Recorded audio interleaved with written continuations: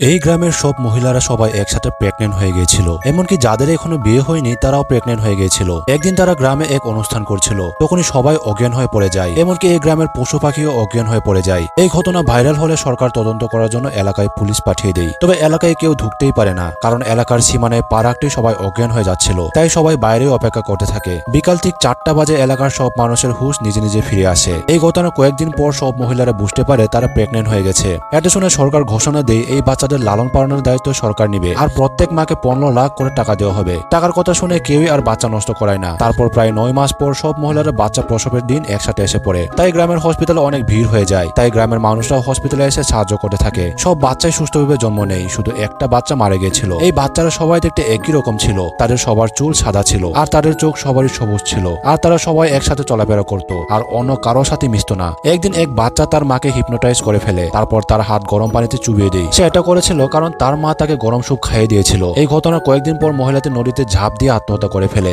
এখন শহরে প্রায় মা বাবার আত্মহত্যার খবর আসতে থাকে। স্কুলে একজন ক্লিনার বাচ্চাদের সাথে মজা করার সময় একজন বাচ্চাকে একটু ব্যথা দিয়ে দেয়। তাই সব বাচ্চা মিলে তাকে হিপনোটাইজ করে ছাদ থেকে লাফ দেওয়ায়। এই ঘটনায় পুরো গ্রামের লোক অনেক ভয় পেয়ে যায়। তাই তারা সবাই মিলে বাচ্চাদের মারতে চলে আসে, কিন্তু বাচ্চারা উল্টো তাদের লিডারকে আগুনে পুড়িয়ে মেরে ফেলে। এটা শুনে সরকার বাচ্চাদের মারতে সেনাবাহিনী পাঠিয়ে দেয়, কিন্তু বাচ্চারা সেনাবাহিনীকে হিপনোটাইজ করে তাদের মধ্যে গুলাগুলি লাগিয়ে দেয়। এখন বাচ্চাদের কন্ট্রোল করা কোনো মতেই সম্ভব ছিল না। তাই একদিন স্কুলের টিচার একটি সুটকেসে বম নিয়ে আসে, কিন্তু এই বাচ্চাদের মধ্যে একজন বাচ্চা অনেক ভালো ছিল, তাই সে আগে তাকে বাইরে পাঠিয়ে দেয়। এটা করতে গিয়ে বাচ্চারা তার প্ল্যান বুঝে যায়, কিন্তু তারা কিছু করতে যাবে তখন বম ব্লাস্ট হয়ে টিচার সহ সব বাচ্চা মারা যায়।